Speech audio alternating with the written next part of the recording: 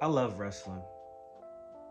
I sincerely, I really love wrestling, and I really love, when the story progresses, right?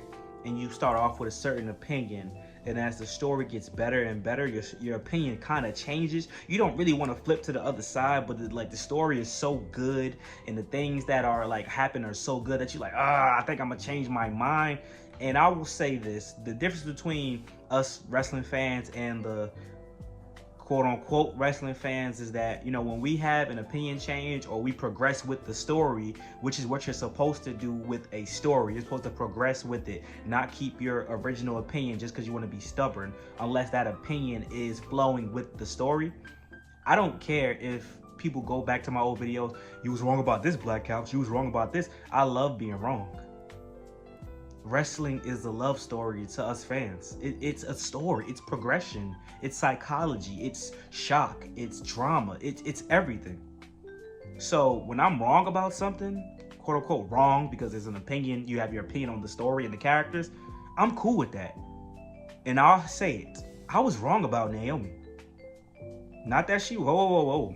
Not that she sucks or nothing like that. My first video on this channel was about Naomi. Get that straight. I made multiple videos defending Naomi because a lot of y'all tried to turn on her saying all she do is twerk and all this other nonsense, even though she's having fun. I was wrong in saying that Jade Cargill should definitively beat Naomi at WrestleMania. My opinion has changed. Let me take a sip of my vitamin water real quick though. Blue raspberry limeade. Pretty good. I'm not promoting them, but this is damn good. Because obviously the most obvious thing to do is to have Jade Cargill win because she just came back. She was in the PC getting right. She's back and she's actually doing pretty good work. She looks phenomenal as always. So to have her win and beat Naomi at WrestleMania puts Jade Cargill over and sets her up for whatever she needs to get. But I have a different opinion now. And not only because Naomi has been doing some amazing work. Yes, amazing work. Amazing promo work. All right? The story progression.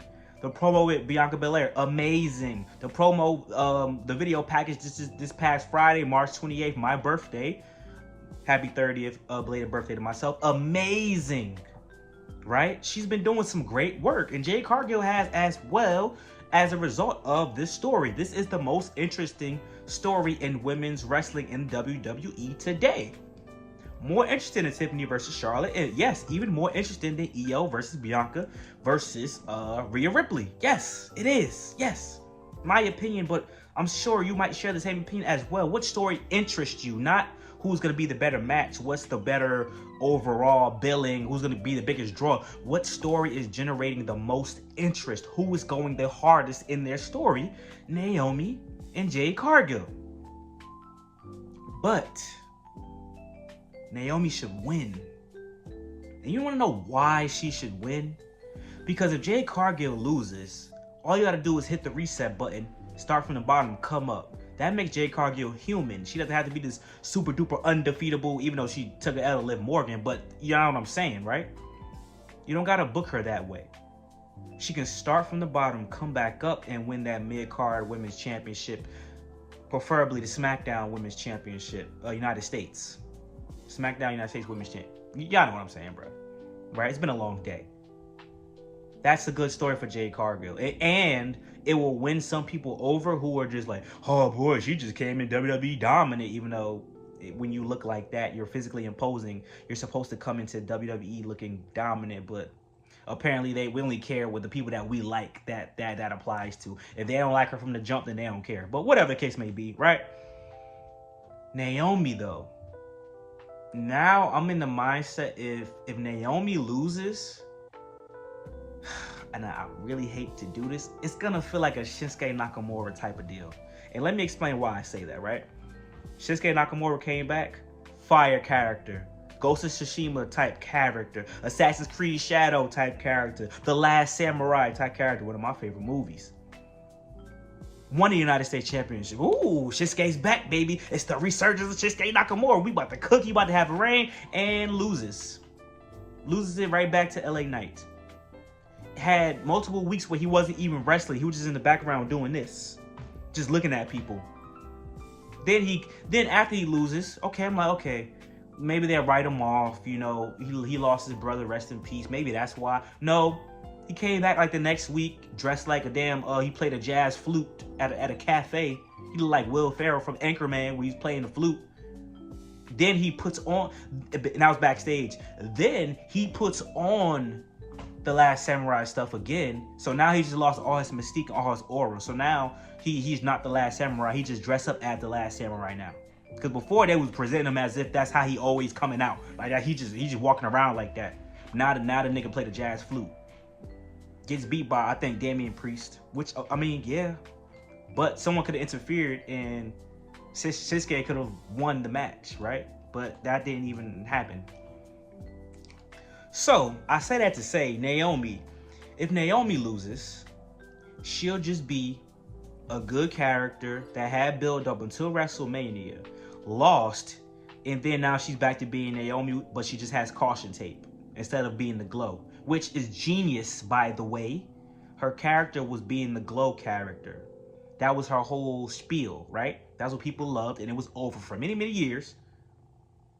Now, she has something that still separates her from everyone else. She just didn't come back as a heel. She wear black now. Now the caution tape, like, hey, be very careful when you mess with me. Be very cautious. That's her thing, and that's genius. Because now you can still sell merch like that, and now it's still something that differentiates her from everyone else. But now I'm kind of under the impression that if she loses, they're not going to do nothing with her of significance. I'm not saying she got to be the women's world champion. But what I'm saying is a win at WrestleMania is momentum and justification as to why she could challenge someone like a Bianca Belair if she wins the women's championship. Her winning at WrestleMania against Jade Cargill, whether it be a heel win, which makes more sense, do something heelish. Don't just beat Jade Cargill straight up. You still protect Jade Cargill because people can't take normal losses nowadays. Motherfuckers got to be invincible. So do some heelish thing, grab the ropes, use a weapon, distract the referee, blah, blah, blah. Use the caution tape to choke her out when the referee not looking, whatever the case may be. Do that, right? You do that. Boom. Number one contender. It could be for Charlotte or Tiffany, whoever. Tiffany, it would be even better. Because you know why? It would be a justifiable win. Because Tiffany and Naomi have clashed when Tiffany was with Nia Jax. So that could be a justifiable win over Tiffany Stratton if that's the route they go. Then you can have Jade Cargill run it back with Naomi. And if you want to put the belt on Jade Cargill, absolutely fine. I would rather Bianca Belair and Naomi have something going. Y'all still think Bianca Belair is the mastermind? At this point, I don't care. That was my original pick anyway, who I wanted. But I don't care if the simple story is that Naomi is just acting on her own and Bianca Belair is oblivious, which I don't care. Either way they go with that story works, but this can't be the end, though. It can't be the end as far as Bianca Belair is concerned. As far as Naomi and Jade Cargill, whoever wins, just let them win and let it be like that. I don't need a ticky-tack win at Backlash to have them 1-1. No. Make the choice and move on. If Jade Cargill loses, she has more of a ceiling to build and come back up and win a mid-card championship or win Queen of the Ring or something like that. Whereas Naomi, if she loses, what's the justification of her losing? Because if Jade Cargill wins, then Jade Cargill can move on to Bianca Belair. If Bianca Belair is the real mastermind, Jade Cargill wins, Jade Cargill has a shot at Charlotte Flair because that's already been teased previously in the past. So where do we go from there? Like genuinely though, where do we go from there, guys? Y'all tell me. It's a tough situation, I know. Because like I said, sometimes the obvious choice is the best choice to make just to progress the story. And then you could throw a monkey wrench in the story or throw a surprise in the story later on. But this is one that's not that obvious. And I was really one of the guys that was caping that Jade Cargill has to win. Jade Cargill, she really doesn't have to win. You could realistically, bro, you could do whatever you want with Jade Cargill. If she loses, she could be like, I gotta go to NXT, get my reps up. I wasn't ready to face a legend or a veteran like Naomi, blah, blah, blah. So I definitely wouldn't be ready to face Bianca Belair. That's justification to go to NXT. If Naomi loses, though, I just don't...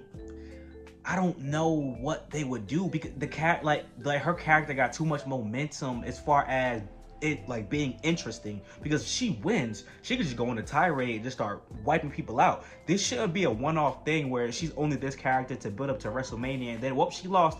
Okay, now she's on the mid card and she's just beating up on B-Fab and beating up on Maxine Dupree, or beating up on random people, and until she could get a shot, and then she's gonna lose the title shot, and then no.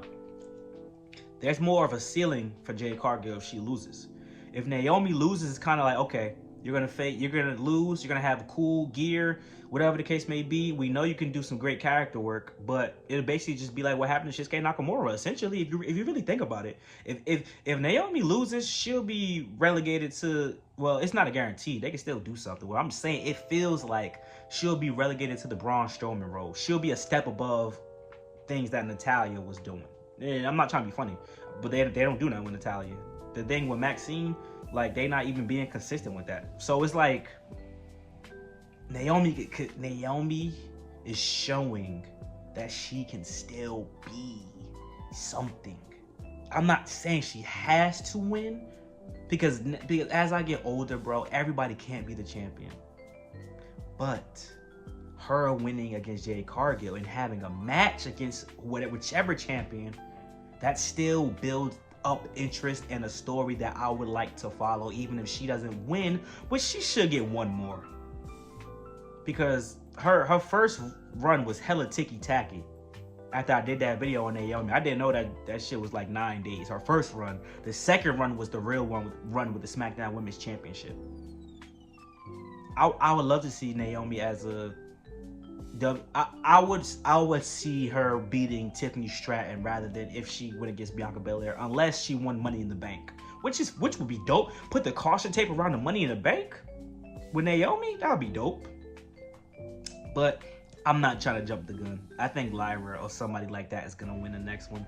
The Money in the Bank should be a newcomer type of thing, but don't make it too obvious. You feel me? But yeah, man, I think Naomi should win. That's my opinion now. If she does lose, I'm not just caping for Naomi, because if Naomi loses, I don't want her to get that win back against Jade Cargill at Backlash. It's a waste. Or on a random SmackDown, it's a waste. The only way that whoever one of them win, the only way I would see them wanting to clash again is if they meet each other in a tournament, whether that be Queen of the Ring or #1 contender for a title, and they have to face each other. And they're like, oh, y'all remember they just had a great WrestleMania match and they got to go against you. That's the only way. I don't want to see them just to run it back. Whoever loses, you lost. Move on. Move around. You feel me? But I would like to see, obviously, Jade Cargill versus Bianca Belair is something that interests me, but we not even getting Rhea versus Bianca Belair straight up yet, so I can wait on that now. But Naomi versus Bianca Belair is one that's very interesting as well. Based off of Bianca Belair's resume, that would be a good match for her resume.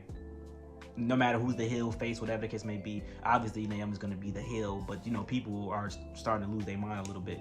So, y'all let me know what y'all think, man. Like, comment, subscribe. Thanks for love support as always. Your boy is back. Had to drop this nice little upload for y'all.